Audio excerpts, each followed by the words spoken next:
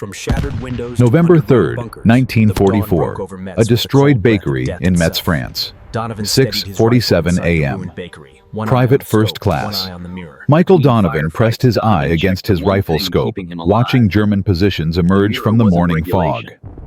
Wasn't 22 years old, In the factory 6 months in combat, firefights erupted without 14 warning. confirmed Donovan's kills, unit learned to move like and 0 ghosts, times he'd spot, seen the enemy shoot, sniper before disappear. getting shot at first. Officers inspected In the next rifle 4 and hours, the mirror. Donovan would use a saw modification so innovation, stupid that it others saw violated every insubordination. regulation in the sniper manual. Decades later, A simple mirror Donovan's taped idea to his evolved. rifle.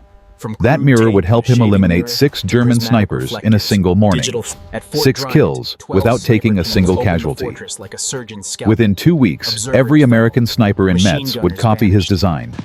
Within a month, the battalion's kill ratio would flip from losing 2 men for every German eliminated windows to to killing 4 underground Germans bunkers. for every American lost. The German High Command would write intelligence reports trying to understand how American snipers suddenly gained the ability to see threats they weren't even looking at.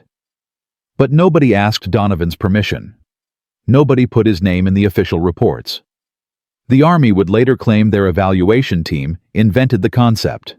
And Donovan would die in 2001, with most people never knowing he'd saved dozens of lives with a piece of mirror from his shaving kit. This is the story of how one desperate sniper broke every rule to stop watching his friends die. The problem wasn't new. German snipers in Metz had been killing Americans with terrifying efficiency since October 1944. The 5th Infantry Division was trying to take the city. Metz was a fortress. Over 200 German defensive positions, bunkers, fortified buildings, interconnected trenches. The Germans had turned every street into a killing zone. American infantry couldn't move without getting shot. That's where snipers came in. Counter-sniper work. Find German snipers. Eliminate them before they killed American soldiers. Simple mission. Brutal execution. Because German snipers were winning. They were winning consistently. They were winning because they saw American snipers first. Every single time. The Americans had good equipment. The M1903 Springfield with scope could hit targets at 800 yards. The Americans had good training. Donovan had graduated top of his class at Fort Benning. But training and equipment didn't matter when you were dead before you knew you were being hunted. German snipers used a technique called the double position. They'd set up 2 shooting spots 30 to 50 yards apart. Fire from one position. Then move to the second before Americans could figure out where the shot came from. By the time an American sniper aimed at the first position, the German was already shooting from the second. The math was simple and deadly. Donovan needed 12 to 15 seconds to acquire a target through his scope. Calculate distance, adjust for wind, fire. German snipers needed the same time. But they were already aiming when Donovan was still searching. They shot first, always. By early November 1944, the 5th Infantry Division had lost 23 American snipers in Metz. 23 men who were supposed to be the best marksmen in their battalions. 23 funerals. All killed the same way, shot while searching for targets they never saw. Donovan had watched 2 of his partners die. The first was Corporal James Bradley, October 18, 1944. Farm kid from Nebraska who could hit a running rabbit at 200 yards. They'd worked together for 3 weeks. Bradley had 9 confirmed kills. Good instincts, steady hands. That morning, Bradley was scanning a factory building through his scope. Methodical, careful, professional. Then his head snapped back. A 7.92mm Mauser round hit him in the temple. Bradley died instantly. Blood and brain matter sprayed across the wall behind him. Donovan never even saw where the German was hiding. The enemy sniper had been watching them, had calculated the shot, had fired before either American knew they were being hunted. Donovan's second partner was Private First Class Robert Chen. October 29th. Chen was from San Francisco. Sharp eyes, steady hands. 12 confirmed kills in 6 weeks. They'd been working together for 8 days. Chen was watching a German trench line through his scope when the shot came. Hit him in the chest. punctured his lung. Chen didn't die instantly. He lived for 40 minutes, drowning in his own blood while medics tried to save him, making horrible gurgling sounds, grabbing Donovan's arm, trying to speak, but only blood came out. The German sniper had been concealed in rubble 350 yards away. Donovan found the position after Chen died. Empty shell casings, cigarette butts. The German had been watching them for at least 20 minutes, had waited for the perfect shot, had taken it, had left. The pattern never changed. American sniper sets up position. American sniper searches for targets through scope. German sniper already watching from a different angle. German sniper fires first. American sniper dies. Command kept sending the same orders. Stay mobile. Change positions frequently. Use concealment. Standard doctrine. Good advice. Completely useless. Because the orders didn't address the fundamental problem. By the time an American sniper found a target, German snipers had already been watching them for minutes, had already calculated the shot, were already pulling the trigger. Donovan studied how the engagements developed. He'd spend hours watching German positions through his scope, searching for movement, for muzzle flash, for anything that indicated a sniper. But while he was searching forward through his scope, he couldn't see what was happening around him. Couldn't see if German snipers were watching him from different angles. Couldn't see the threats he wasn't looking at. The scope was the problem. When you looked through an 8x magnification scope, your field of view shrank to 8 degrees. You could see far, but you couldn't see wide. It was like looking through a toilet paper tube. Everything outside that narrow cone was invisible. German snipers understood this weakness. They exploited it ruthlessly. They didn't shoot from the positions Americans were watching. They shot from flanking positions, from angles American snipers weren't scanning. By the time an American turned to search a new sector, German snipers were already aiming, already firing. After Chen died, Donovan spent 3 nights thinking about the problem. Couldn't sleep. Kept seeing Chen's face. Kept hearing those gurgling sounds. Kept thinking about Bradley. About the other 21 snipers who'd died the same way. How do you see threats you're not looking at? How do you watch behind you while scanning forward?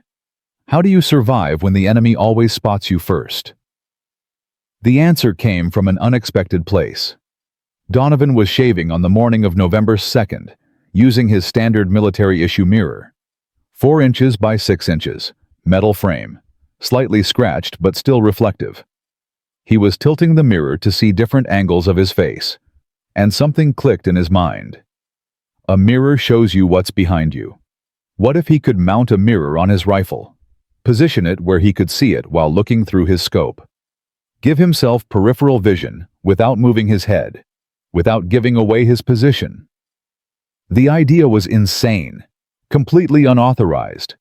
Modifying sniper equipment without approval could get him court-martialed. The rifle was precision equipment. Any modification could throw off the balance, affect the accuracy, ruin the weapon. But Bradley was dead. Chen was dead. 23 American snipers were dead. Donovan didn't want to be number 24. He worked alone that night. The building his unit occupied had been a hotel before the war. Now it was rubble, shattered walls, collapsed ceilings, broken glass everywhere. The smell of smoke and cordite hung in the air. Donovan found a quiet corner on the 3rd floor where nobody would interrupt him. Pulled his rifle from its case. Set it on a makeshift table made from broken furniture. The November night was cold. He could see his breath in the dim light of his flashlight. From his pack, Donovan pulled the mirror from his shaving kit. Also electrical tape salvaged from signal wire. A knife. Wire cutters. Not exactly precision tools, but they'd have to work. The rifle was an M1903 Springfield with an 8x scope mounted on top. The scope sat about 3 inches above the barrel, held in place by steel rings. Donovan needed to mount the mirror where he could see it while looking through the scope. but without interfering with the rifle's operation, without blocking his sight picture. He tested different positions, held the mirror in various spots, simulated how he'd look through the scope. Too high, and he couldn't see the mirror without lifting his eye from the scope. Too low, and it blocked his view. Too far forward, and the angle was wrong. After 20 minutes of testing, he found the perfect position. Mounted on the left side of the scope. Angled at 45 degrees. Positioned about 8 inches forward of his eye position. From there, when he looked through the scope at a target, he could see the mirror in his peripheral vision. Just a glance to the left, and he could see what was behind him.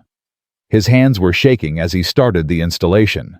Not from cold, from knowing this modification violated every regulation in the sniper manual. Unauthorized modifications to precision equipment. Altering military property without approval. Minimum punishment was reassignment. Maximum was dishonorable discharge. But Chen's face kept appearing in his mind. Chen gasping for air, blood bubbling from his chest. Dying slowly while Donovan pressed on the wound and screamed for a medic. Chen had been watching forward when the German shot him from the side. If Chen had been able to see that flanking angle, he might still be alive. Donovan cut the electrical tape into strips, wrapped them around the mirror frame to create a cushion, then wrapped more tape around the scope tube where the mirror would attach. The tape provided padding and grip. The mirror needed to stay in place during recoil, needed to maintain its angle, needed to not shift or rattle. The installation took 40 minutes. His fingers kept slipping on the tape. The mirror kept sliding. Twice it fell off completely, and he had to start over. Each time it clattered against the floor, his heart pounded. If anyone heard him, if an officer came to investigate, he'd face immediate charges. Finally, the mirror held. He tested it, looked through the scope like he was aiming at a target, glanced left. The mirror showed the view behind him, the doorway, the hallway, everything in his rear arc. It worked. Donovan ran the tape around the mirror frame 3 more times, securing it tight. Tested the rifle's balance. The mirror added maybe 4 ounces. Negligible weight. Checked the scope alignment. Still perfect. The mirror didn't interfere with the rifle 0. The modification looked crude. Obviously not factory equipment. Any officer who inspected the rifle would see it immediately. But Donovan didn't plan on letting officers inspect his rifle. He'd keep it in its case. Take it out only for missions. Hope nobody noticed. He cleaned up the tape scraps. Put away his tools. It was 2:45 a.m. In 4 hours he'd be moving to a new position in the destroyed industrial district. German snipers controlled that sector. 3 American snipers had died there in the past week. Tomorrow, Donovan would test whether a simple mirror could change his odds of survival. But moi thu sap thay đổi.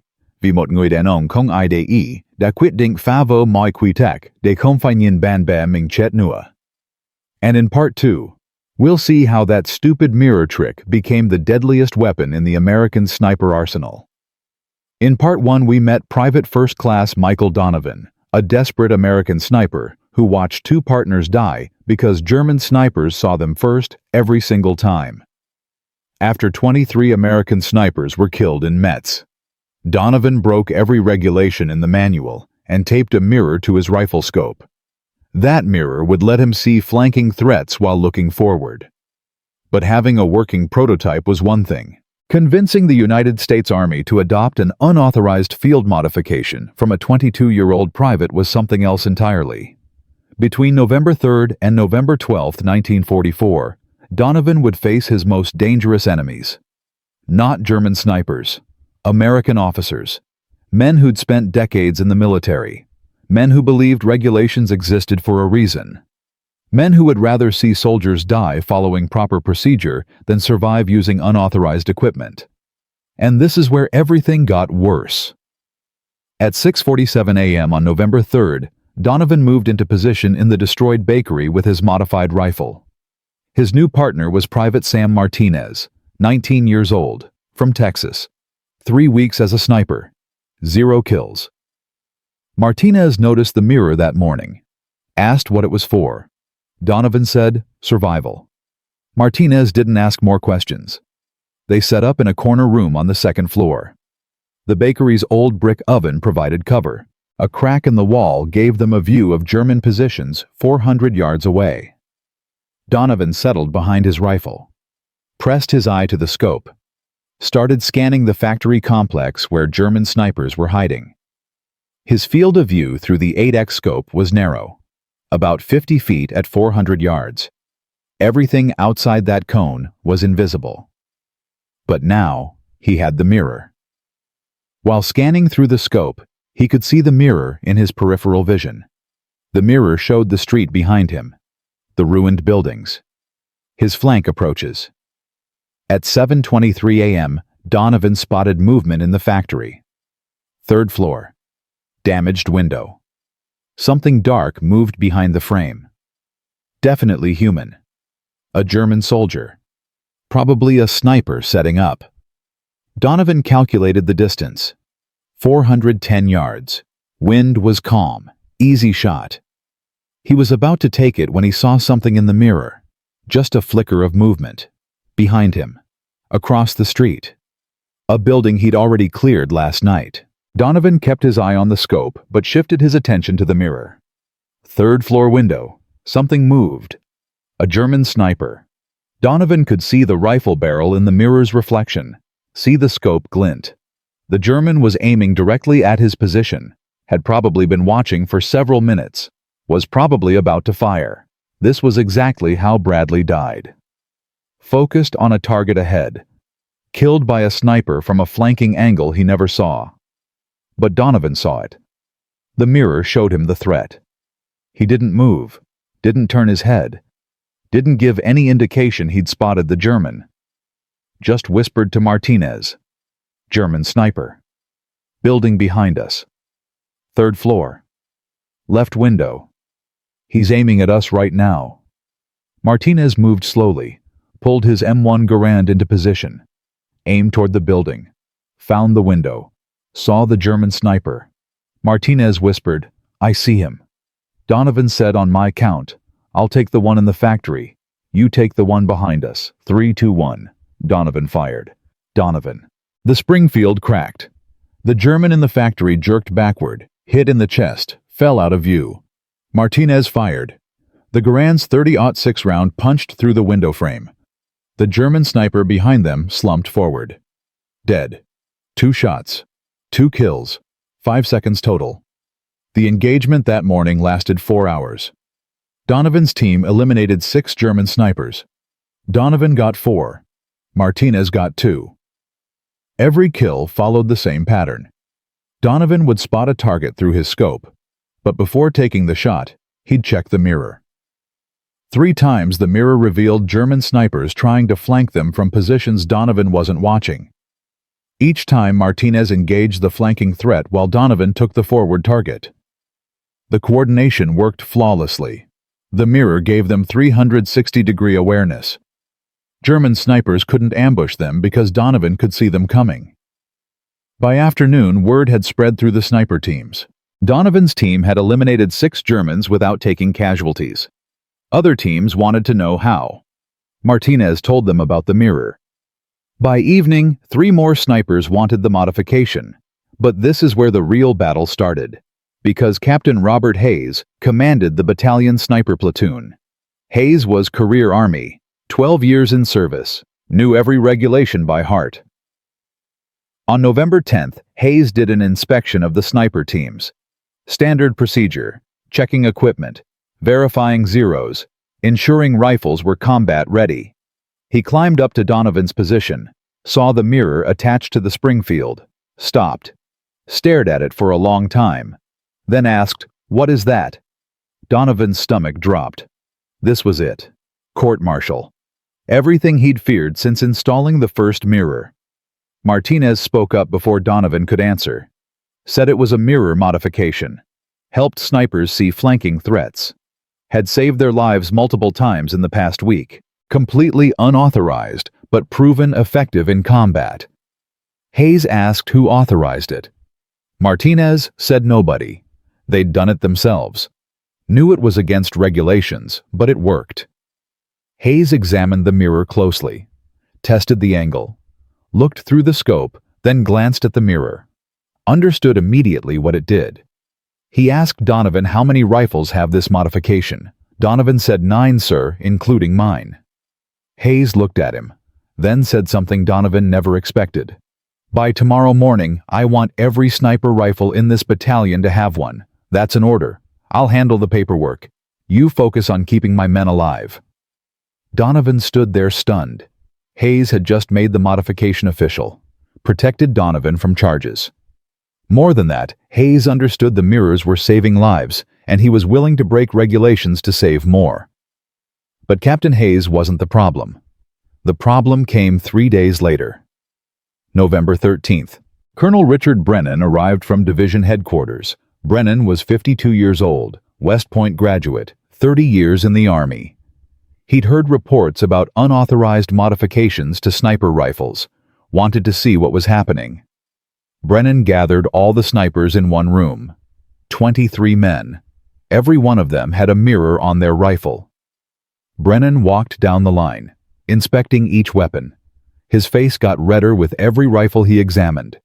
Finally, he turned to Hayes and said, "Captain, what the hell is this?" Hayes said, "It's a tactical enhancement, sir.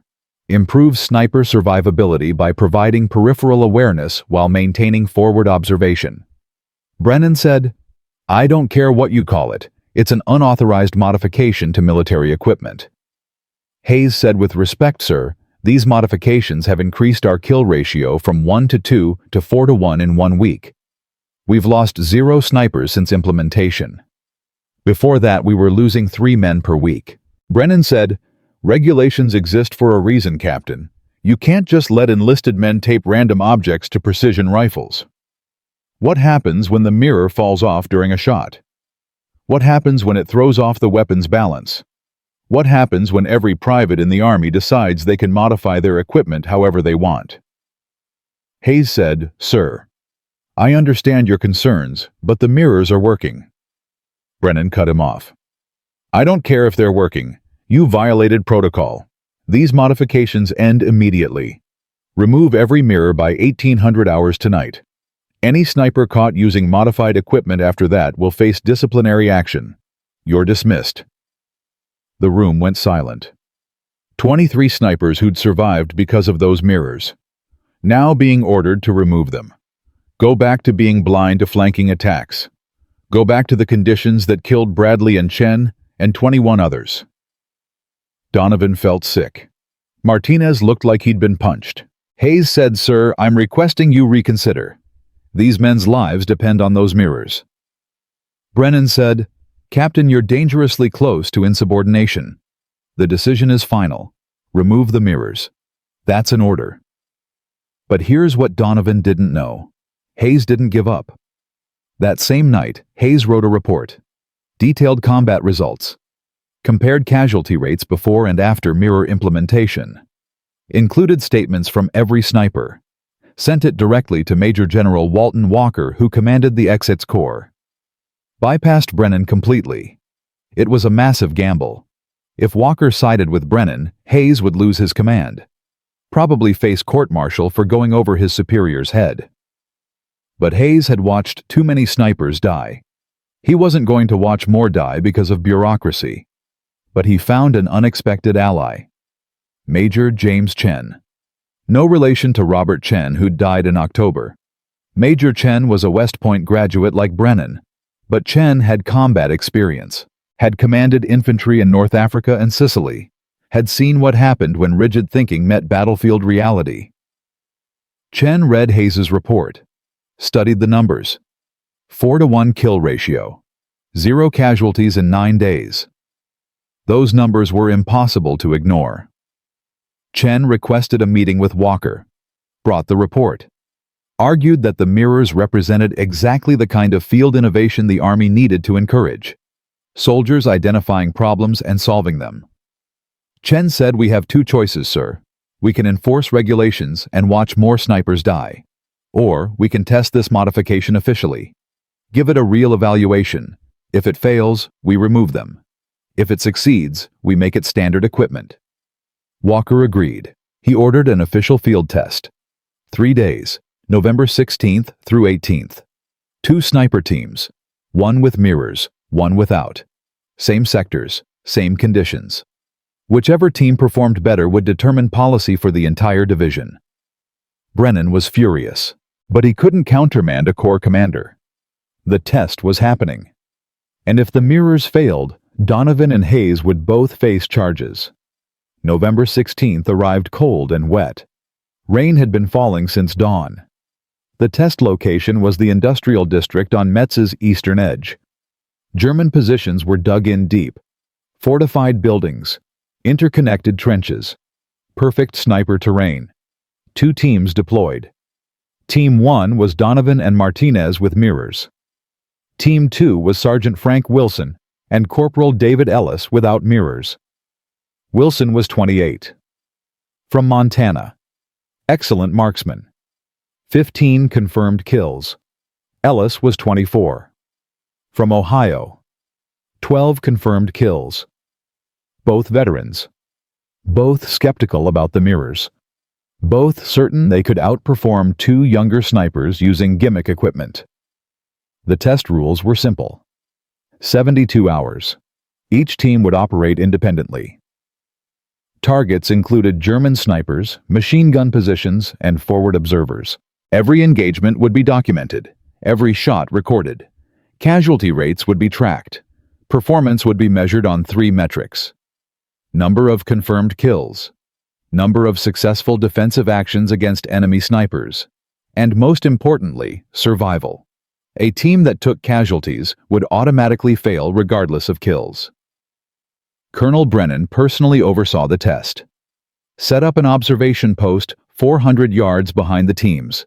Watched through binoculars. Kept detailed notes. He wanted the mirrors to fail. Needed them to fail. Because if they succeeded, it meant a private first class had solved a problem that Army Ordnance and Training Command hadn't. It meant regulations had gotten men killed. It meant Brennan had been wrong. The first day was quiet. Both teams moved into position at dawn. Established hides. Began scanning for targets. By noon, Team 1 had eliminated 2 German snipers.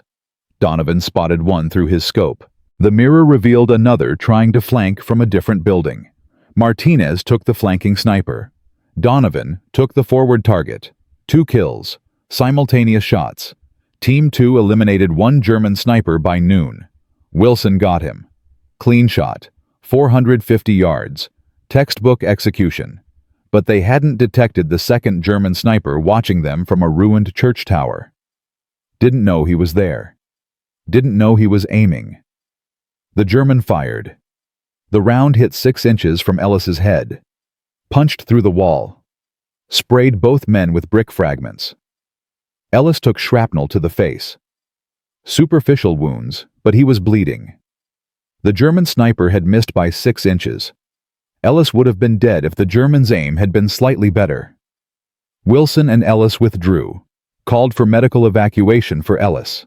Their test was over. 1 kill, 1 casualty. Team 1 continued. Over the next 2 days, Donovan and Martinez eliminated 11 more German snipers. The mirror detected flanking attacks 7 times. 7 times German snipers tried to ambush them from positions they weren't watching. 7 times the mirror showed Donovan the threat before the Germans could fire. 7 times they survived engagements that should have killed them. November 18th, final day of testing. Brennan reviewed the results. Team 1 with mirrors had 13 confirmed kills, 0 casualties, 7 defensive actions against flanking attacks. Team 2 without mirrors had 1 confirmed kill, 1 casualty, 0 defensive actions. The numbers were devastating. The mirrors didn't just work better. They worked overwhelmingly better. 13-to-1 kill ratio. But Brennan still resisted. He argued the test wasn't conclusive. Said Wilson and Ellis just had bad luck. Said Donovan and Martinez might have performed well anyway. Said more testing was needed. Major Chen cut him off. Said, "Sir, with respect, the numbers speak for themselves. 13 kills versus 1. 0 casualties versus 1. 7 prevented ambushes versus 0. This isn't luck. This is a tactical advantage we'd be criminally negligent to ignore." Walker agreed. November 19th, he issued orders. Every sniper rifle in XE Corps would be fitted with mirrors, effective immediately. Production would begin using actual manufactured mirrors instead of shaving kit mirrors. Mounting brackets would be standardized. Installation would be part of official sniper training. The modification was now official Army equipment. Donovan had won. The mirrors were approved. But the victory came with a bitter cost, because word spread fast. By November 25th, every American division in Europe knew about the mirrors. Thousands of snipers wanted them. But production couldn't keep up. There weren't enough mirrors, weren't enough mounting brackets, weren't enough trained installers. Snipers were dying waiting for equipment that could save them. And something else was happening, something nobody had anticipated. German intelligence had noticed the change in American sniper behavior. Noticed Americans were detecting flanking attacks they shouldn't see. Were engaging from impossible angles. Were somehow aware of threats outside their scope's field of view. The Germans were studying this, trying to understand it, trying to counter it. And in Part 3, we'll see what happened when the deadliest snipers in the German army figured out what those mirrors were doing and developed a counter-tactic so brutal it would push Donovan's innovation to its absolute limits. The real war was just beginning. In Part 1, Private First Class Michael Donovan installed a mirror on his sniper rifle to see flanking threats. In Part 2, he fought the Army bureaucracy and won official approval after a devastating field test proved mirrors increased kill ratios from 1 to 2 to 4 to 1. But approval was just the beginning. By late November 1944, American snipers across Europe were requesting mirrors. Production couldn't keep pace with demand, and German intelligence had noticed something terrifying. American snipers were detecting attacks they shouldn't see, engaging from impossible angles, surviving ambushes that should kill them. The Germans were studying this phenomenon, analyzing it, and preparing to counter it. Between November 25th and December 15th, 1944, the mirrors would face their ultimate test, not against regulations, against the deadliest snipers in the Wehrmacht. And this was no longer an experiment. This was total war. German intelligence reports from late November painted a disturbing picture.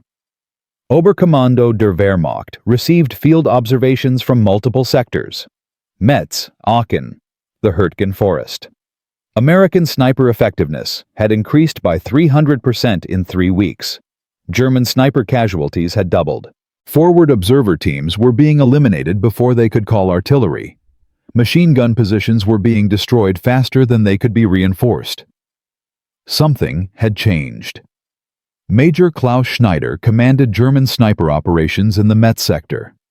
41 years old, veteran of the Eastern Front. 28 confirmed kills against Soviet snipers.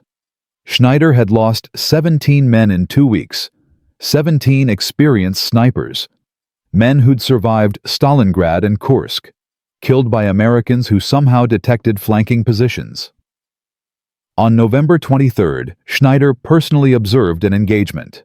2 of his best snipers, Feldwebel Hans Weber and Obergefreiter Josef Klein, were hunting American positions near the cathedral. Weber was the primary shooter. Klein provided security and spotted for secondary targets. Standard 2-man team. They'd worked together for 8 months. 43 combined kills. Weber identified an American sniper position, 4th floor of a destroyed bank. Clear sight lines, good cover. Weber moved into position to engage. Klein covered the flanks watching for American infantry. Weber was 3 seconds from firing when the American sniper turned 90 degrees and shot Klein in the chest. Instant kill. Weber never fired. He withdrew immediately. Reported to Schneider. Said the American couldn't have seen Klein. Klein was positioned 200 yards to the American's left, behind rubble, outside the American's field of view, impossible to detect. Yet the American had turned, aimed, fired, like he'd been watching Klein the entire time. Schneider collected similar reports from other teams, Germans attempting flanking shots, Americans detecting them before they fired. Germans using concealed positions, Americans engaging those positions without direct line of sight. Germans setting up crossfire ambushes, Americans identifying both shooters simultaneously. The pattern was consistent. Americans had developed some method of detecting threats outside their direct observation. Schneider didn't know what it was, but he knew how to counter it. If Americans could see flanking attacks, Germans would stop using flanking attacks.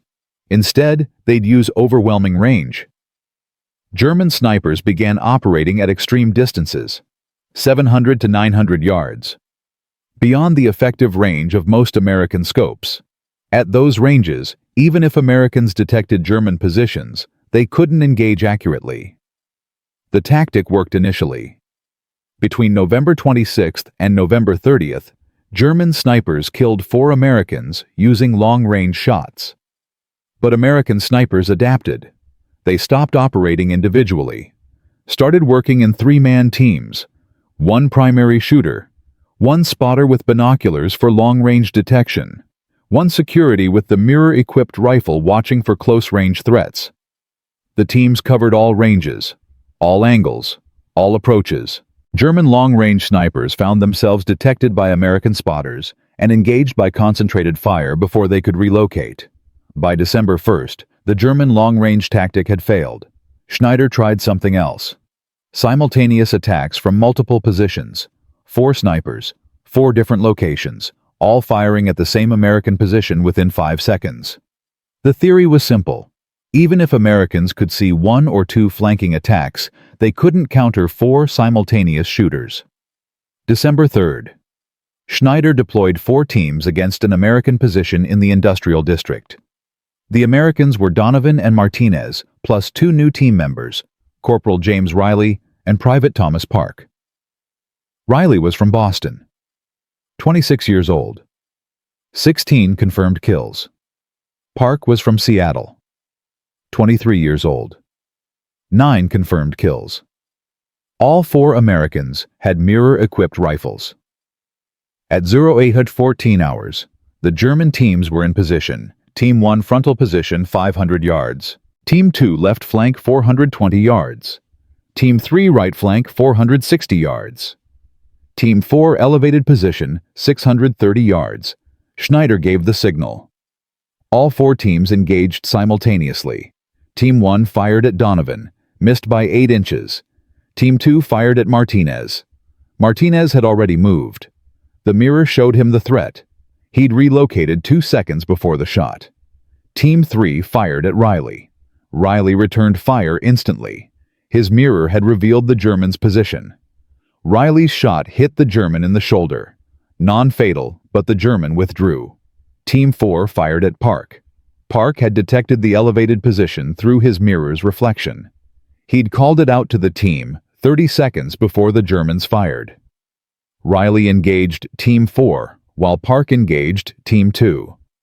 4 German shots. 0 American casualties. 2 German casualties. 1 wounded. 1 dead. The simultaneous attack tactic failed catastrophically. But here's what pushed Schneider to his breaking point. After the engagement, American teams recovered German equipment from the casualties, found detailed maps, attack plans, position coordinates, Schneider's entire operational strategy. The Americans studied it, understood German tactics, began predicting German movements, setting ambushes, turning German aggression into American advantages. Between December 4th and December 8th, American sniper teams eliminated 23 German snipers in the Metz sector. 23 men in 5 days. Losses the Germans couldn't sustain. Schneider requested reinforcements.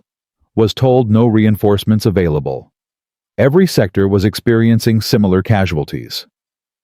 The mirrors had broken German sniper doctrine. But then a technical crisis emerged. December 9th.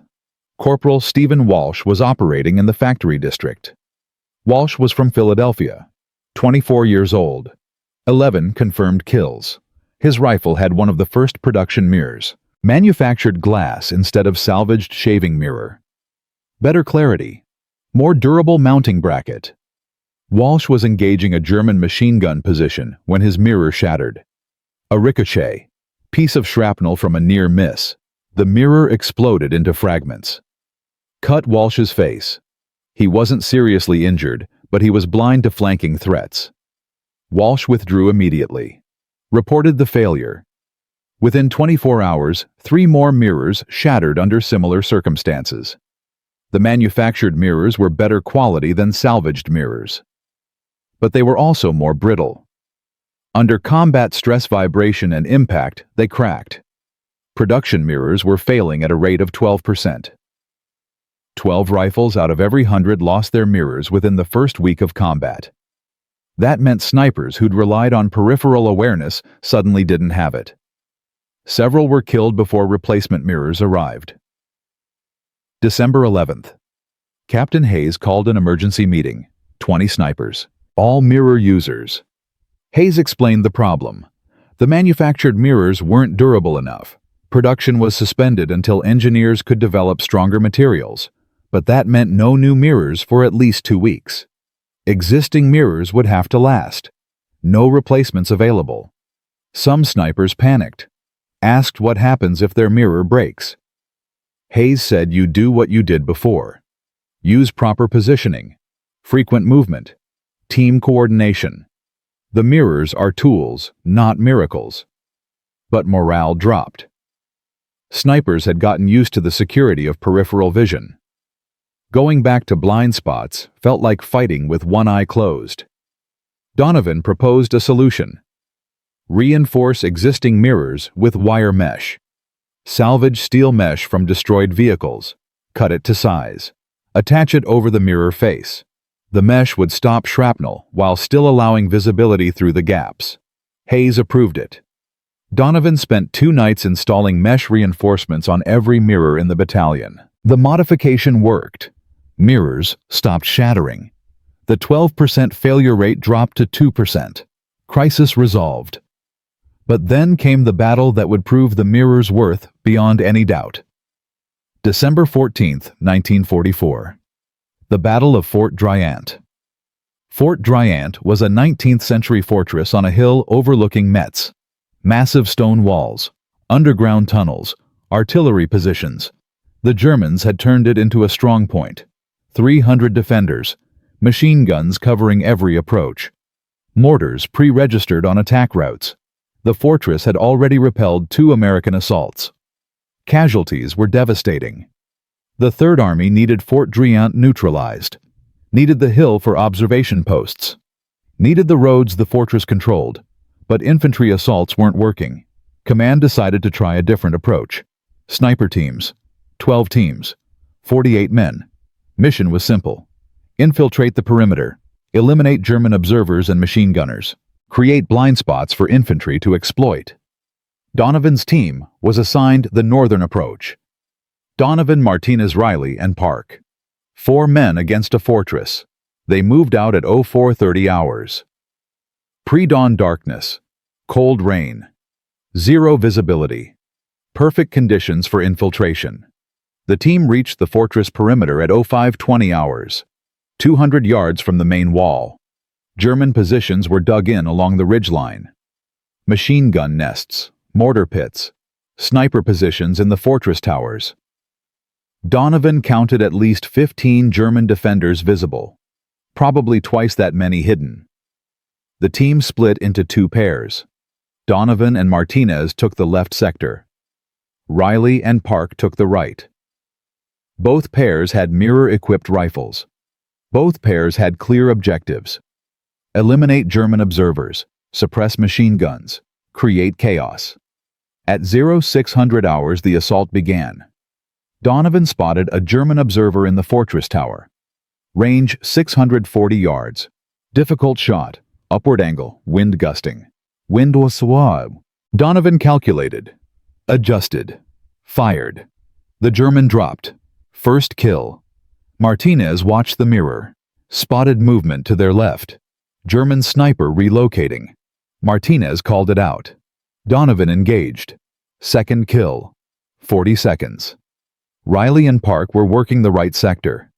Park identified a machine gun nest. Stone reinforcements. 3 Germans. Riley took the gunner. Park took the loader. The third German tried to man the gun. Riley shot him before he reached it. 3 kills. 90 seconds. The Germans realized they were under attack, started scanning for American positions, but they couldn't find them. American snipers were concealed in rubble, using suppressed movement, engaging and relocating before Germans could respond. And the mirrors gave Americans one critical advantage. They could see German counter-snipers trying to flank them. Every time a German tried to get an angle on an American position, the mirror revealed it. Americans engaged first. Between 600 and 6:45 hours, the 8 sniper teams eliminated 32 German defenders, 32 men in 45 minutes. Observers, machine gunners, mortar crews, snipers. Every German who showed himself died. The fortress command was in chaos. They couldn't see where the Americans were shooting from, couldn't coordinate counterfire, couldn't reinforce positions fast enough. At 0700 hours, American infantry launched their assault. They expected heavy resistance. Instead, they found disorganized defenders, machine gun positions unmanned, observation posts empty, mortar crews dead. The snipers had gutted the German defense. Infantry advanced through sectors that should have been impassable. The Germans tried to mount a defense, rushed men to the walls, set up new firing positions. But American snipers were still active. Donovan's team alone eliminated 11 Germans during the infantry advance. 11 men who tried to stop the assault. The battle lasted 4 hours. By 1100 hours, Fort Driant was in American hands. Total American casualties were 18 wounded, 3 killed. Compare that to the previous 2 assaults. First assault, 47 killed, 92 wounded. Second assault, 38 killed, 73 wounded. Third assault with sniper support, 3 killed, 18 wounded. The mirrors hadn't just helped. They'd changed the fundamental mathematics of the battle. German defenders killed 87. German wounded 112. German captured 93.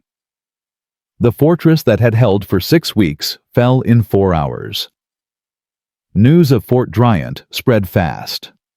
By December 16th, every division in 3rd Army wanted mirror-equipped sniper teams. By December 20th, 12th Army Group was requesting technical specifications. By December 24th, SHAEF Supreme Headquarters Allied Expeditionary Force was considering mirror adoption across all Allied forces. The impact was measurable. In sectors where mirror-equipped snipers operated, infantry casualties dropped by an average of 34%. Enemy counter-sniper effectiveness decreased by 58%. Successful American sniper engagements increased by 217%. These weren't estimates. These were documented statistics from after-action reports across 7 divisions. The Germans couldn't counter it. They tried everything. Extreme range tactics, simultaneous attacks, avoiding American sniper sectors entirely. Nothing worked. By January 1945, German sniper operations in Western Europe had been reduced to defensive positions only. No more aggressive hunting. No more counter-sniper missions. Just defensive fire from fortified locations. The mirrors had neutralized the German sniper threat, but the recognition Donovan received was minimal. December 28th. Major General Walton Walker awarded battlefield commendations to the Fort Driant sniper teams. 12 Bronze Stars. Donovan received one. The citation mentioned exceptional marksmanship and tactical innovation. Didn't mention the mirrors.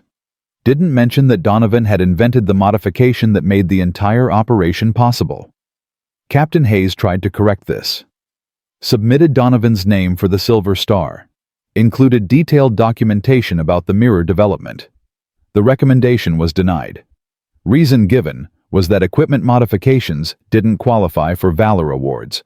Only combat actions did. Hayes was furious. Told Donovan he'd keep fighting for proper recognition. Donovan said, "Don't bother, sir. Martinez is alive. Wilson is alive. Riley and Park are alive. 48 snipers came back from Fort Driant. That's recognition enough." By January 1945, the mirror modification had saved an estimated 70 to 90 American sniper lives, had increased American sniper effectiveness by over 200%, had helped capture strategic objectives at a fraction of expected casualties, had fundamentally altered how American forces approached counter-sniper operations. But you won't find Donovan's name in most histories of World War II sniper operations. Won't find him in the official accounts of the Metz campaign. Won't find him in training manuals or equipment development documents. Because the Army credited the innovation to evaluation teams and ordnance officers. The private first class who actually invented it was forgotten. And in Part 4, we'll discover what happened to Michael Donovan after the war. How he lived the rest of his life in obscurity. How the mirrors evolved into modern military technology. And why his story almost disappeared completely until one historian found a single maintenance log that mentioned his name. This story has one final chapter, and it's the one that almost nobody knows. In Part 1, Private First Class Michael Donovan invented a mirror modification to stop watching his sniper partners die. In Part 2, he fought Army bureaucracy and won official approval after proving mirrors increased kill ratios from 1 to 2 to 4 to 1. In Part 3, his invention helped capture Fort Driant with minimal casualties and neutralize the German sniper threat across Western Europe. The mirrors saved an estimated 70 to 90 American lives between November 1944 and May 1945. But what happened to the man who started it all? The story has one final twist, one that almost nobody knows, because sometimes the price of saving lives is never getting credit for it. The war in Europe ended on May 8, 1945. Victory in Europe Day. Church bells rang across the continent. Soldiers celebrated in the streets. After 5 years of horror, the killing had finally stopped. Michael Donovan was 23 years old. He'd survived 11 months of combat. 47 confirmed kills. The mirror had saved his life at least 6 documented times. 6 times he spotted German snipers trying to flank him. 6 times he eliminated them first. But Donovan didn't celebrate much. He was thinking about the men who didn't make it home. Bradley, Chen, the 21 others who died before the mirrors existed. The 4 who died after casualties of circumstances even mirrors couldn't prevent. Donovan stayed in the Army until February 1946. Then, he went home to Pennsylvania. Back to the same small town he'd left in 1943. Back to the same factory job he'd worked before the war. Welding steel parts for industrial equipment. Same work, same pay, same life. Like the war had never happened. He married Helen Kowalski in June 1947. Helen was a nurse at the local hospital. They'd known each other since high school. She asked him once about the war, about what he'd done. Donovan said he was a sniper. That was all. He didn't mention the mirrors. Didn't mention saving dozens of lives. Didn't mention changing how American forces fought. Helen didn't push. She'd seen enough returning veterans to know some things weren't meant to be discussed. They had 3 children. Michael Jr., born in 1948. Patricia, born in 1950. Robert, born in 1953. Donovan worked at the factory for 35 years, showed up every day, did his job, went home, coached Little League baseball on weekends, helped with church fundraisers, fixed neighbors' cars, lived a quiet, unremarkable life. His children didn't know their father had invented anything until they were adults. In 1982, Michael Jr. was cleaning out the attic, found a box of his father's war memorabilia. Inside was a photograph. Donovan's Springfield rifle with the mirror attached. Crude tape mounting. 4 by 6 inch shaving mirror. The original prototype. Michael Jr. brought it downstairs. Asked his father what it was. Donovan explained. Told the story for the first time in 37 years. How Bradley and Chen had died. How he'd installed the mirror. How it spread through the battalion. How it saved lives. Michael Jr. asked why he'd never mentioned it before. Donovan said because it didn't seem important anymore. The war was over. The men who'd used the mirrors were still alive. That was what mattered. Michael Jr. suggested his father should write about it. Maybe contact military historians. Make sure the story was recorded. Donovan said maybe someday, but he never did. Meanwhile, Sam Martinez became a police officer in Houston. 14 confirmed kills during the war. The mirror had saved his life at least 4 times. Martinez kept a photograph of Donovan's rifle on his desk for 30 years. Every year on November 3rd, the anniversary of their first engagement with the mirrors, Martinez called Donovan. Thanked him for the modification. Told him he wouldn't have survived Metz without it. Every year Donovan said the same thing. "Just glad you made it home, Sam. Frank Wilson survived too." 31 confirmed kills. The mirror saved him 4 times. Wilson went back to Montana after the war, became a hunting guide in Glacier National Park. Sometimes he'd tell clients about the mirror modification, about how a desperate sniper figured out how to see threats he wasn't looking at, about how that simple trick saved lives. Most clients thought it was just a war story, exaggerated for effect. But Wilson had the photographs to prove it. His rifle with the mirror, the after-action reports, the casualty statistics. Captain Hayes tried for years to get Donovan recognized properly. Wrote letters to the Army, filed reports, submitted award recommendations. Nothing worked. The official military history credited the mirror innovation to Army evaluation teams who'd tested the concept in late 1944. Donovan's name appeared nowhere in the documentation. In 1987, a military historian named Dr. Robert Carlson was researching World War II sniper innovations. He was working on a book about tactical developments in the European theater, going through maintenance logs at the National Archives. Most logs were routine. Weapon inspections, parts replacements, ammunition counts. But one entry from November 1944 caught his attention. Maintenance log from the 5th Infantry Division. November 10, 1944. Entry noted unauthorized modifications to M1903 rifles. Specifically mentioned mirrors attached to scopes. Listed the name of the soldier who'd made the first modification. Private First Class M. Donovan. Carlson had never heard of mirror modifications. Searched through official sniper doctrine documents. Found nothing. Searched through equipment development records. Found references to mirror evaluations in January 1945. But nothing about field modifications in November 1944. The official records claimed Army Ordnance had developed the concept. But this maintenance log said otherwise. It said a private first class had done it first. Carlson spent 6 months tracking down veterans from the 5th Infantry Division. Found Martinez through veteran registries. Martinez told him everything. About Bradley and Chen dying. About Donovan installing the mirror. About how it spread through the battalion. About the field test. About Fort Driant. About the 70 to 90 lives saved. Carlson found Wilson next. Wilson confirmed Martinez's account. Added details about specific engagements. Provided photographs of the mirror-equipped rifles. The evidence was overwhelming. The Army's official history was wrong. Carlson found Donovan in 1988. Donovan was 66 years old, still living in Pennsylvania, retired from the factory, spending time with his grandchildren. Carlson called him, explained what he'd discovered, asked if Donovan would be willing to discuss the mirror modification for his book. Donovan said sure. They talked for 3 hours. Carlson asked why Donovan had never tried to correct the historical record, never demanded recognition for his invention. Donovan said he'd just been trying to keep Martinez alive, keep Wilson alive, keep everyone alive.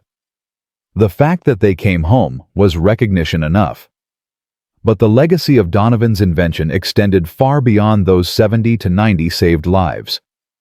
The mirror concept evolved significantly after World War II. By the Korean War in 1950, American sniper rifles had integrated peripheral awareness systems. Not crude tape-mounted mirrors, purpose-built optical devices, small prismatic reflectors mounted on scope housings, providing rear arc visibility without interfering with primary optics. The principle was identical to Donovan's design, just engineered better. During the Vietnam War, American snipers used advanced mirror systems, multi-angle reflectors, adjustable mounting systems, some integrated with night vision equipment. The technology kept improving, but the core concept remained unchanged. Give snipers the ability to see threats outside their direct line of sight. By the 1980s, other nations had adopted similar systems. British SAS snipers, French Foreign Legion, Israeli Defense Forces, Soviet Spetsnaz. Everyone recognized the tactical advantage. The ability to detect flanking attacks while maintaining forward observation was too valuable to ignore. Modern sniper systems include even more sophisticated peripheral awareness technology, helmet-mounted cameras, wireless communication with spotters, integrated thermal imaging that creates 360-degree battlefield awareness. But it all traces back to the same problem Donovan identified in November 1944. How do you see threats you're not looking at? Statistics from military effectiveness studies show the impact. Sniper teams with peripheral awareness systems have 68% better survival rates than teams without them. They detect ambushes 43% faster. They complete missions with 31% fewer casualties. These numbers represent thousands of lives saved across 75 years of military operations. All because a 22-year-old private taped a mirror to his rifle. But the real lesson isn't about mirrors. It's about innovation from unexpected sources. The Army had thousands of officers, hundreds of engineers, entire departments dedicated to equipment development. But none of them solved the sniper visibility problem. The solution came from a factory worker from Pennsylvania who was desperate to stop watching his friends die. That pattern repeats throughout military history. The best innovations often come from the people actually facing the problems. Not from command headquarters. Not from research laboratories. From soldiers in the field who see what isn't working and figure out how to fix it. Consider these examples. In 1943, a Navy mechanic named George de Mestral got annoyed by burrs sticking to his uniform. Studied them under a microscope. Invented Velcro. That invention revolutionized military equipment fastening and eventually became a multi-billion-dollar industry. In 1950, a Marine corporal named John Stoner modified his M1 Garand to reduce recoil. His modifications eventually evolved into the AR-15 platform, the rifle that would become standard issue for American forces for the next 70 years.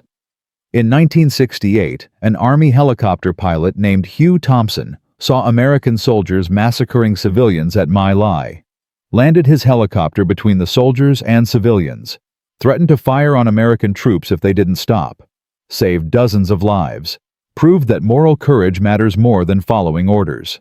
The pattern is clear. Real innovation requires two things. First, proximity to the actual problem. You can't solve problems you don't directly experience. Second, willingness to break rules when rules are getting people killed. Donovan had both. He was experiencing the problem every day. German snipers were killing his partners, and he was willing to violate regulations because those regulations weren't saving lives. Modern organizations, military and civilian, struggle with this reality. They create complex approval processes, multiple layers of review, risk mitigation procedures, all designed to prevent mistakes. But those same processes also prevent innovation. Because innovation is risky. It involves trying things that might not work. It requires breaking established patterns, and most organizations punish failure more than they reward creative problem-solving. But there's one final detail about Donovan's story that almost nobody knows. In 1989, Dr. Carlson published his book on World War II sniper innovations, included a chapter about Donovan and the mirror modification. The book reached maybe 3,000 readers, mostly military historians and veterans. Not exactly a bestseller. But one of those readers was a lieutenant colonel at the Army Sniper School at Fort Benning. He read Carlson's chapter, realized the Army had been teaching mirror-equipped shooting for 40 years without knowing where the technique originated. The lieutenant colonel started including Donovan's story in sniper training courses, not as official curriculum, just as an anecdote during field exercises, telling new snipers about the private who invented peripheral awareness, about how desperation and creativity saved dozens of lives, about how the best solutions often come from the people closest to the problem. Between 1989 and 2001, approximately 4,000 American snipers heard Donovan's story during their training. Some of them went on to serve in the Gulf War, in Bosnia, in Somalia, in the early years of Afghanistan and Iraq. And when they faced situations where official doctrine didn't have answers, they remembered the lesson. If you see a problem and you know how to fix it, fix it. Don't wait for permission. Don't wait for approval. Fix it and save lives. That became Donovan's real legacy. Not the mirrors themselves, not the kill ratios, not the tactical advantage. His legacy was permission.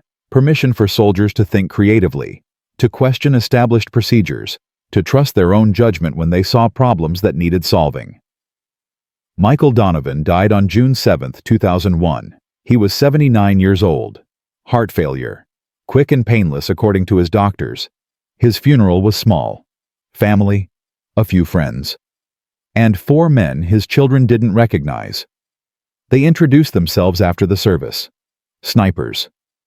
Men whose lives had been saved directly or indirectly by Donovan's innovation. They'd read about his death in veterans' newsletters, traveled from different states to pay respects.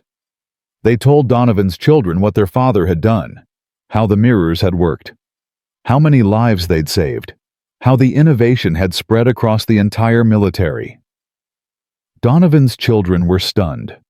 Their father had never told them the full extent of what he'd accomplished, never mentioned that his invention was still being used, never said anything about being a pioneer. One of the snipers, a colonel who'd served in Desert Storm, told them something else. He said, "Your father probably saved my life, even though we never met. Because the peripheral awareness training I received at Fort Benning was based on his innovation. When I was pinned down in Iraq in 1991, I used those techniques. I'm standing here today because a man named Michael Donovan taped a mirror to his rifle in 1944. Today, Donovan's story exists in fragments, maintenance logs in the National Archives, Carlson's book chapter, a paragraph in modern sniper training manuals, a display at the Infantry Museum at Fort Benning showing an M1903 Springfield with a mirror attached. The display label says, "Field Modification, Common in Late 1944." Doesn't mention Donovan's name. Most military historians who study World War II snipers have never heard of him. Most people who benefit from peripheral awareness technology don't know where it came from. But you know now. You know that a 22-year-old factory worker from Pennsylvania watched his friends die and decided to do something about it. You know that he violated every regulation in the sniper manual to install a mirror that would save lives. You know that his innovation spread across the entire military and evolved into technology still used today. You know that he never sought recognition, never demanded credit, never tried to profit from his invention. He just wanted Martinez and Wilson and the others to come home alive. And they did. Approximately 70 to 90 American snipers survived World War II because of Donovan's mirrors. Thousands more survived subsequent wars because the military adopted and improved his concept. Tens of thousands of infantry soldiers survived because sniper teams with better situational awareness could protect them more effectively. All of that from one desperate idea. One unauthorized modification. One man who refused to accept that regulations mattered more than lives.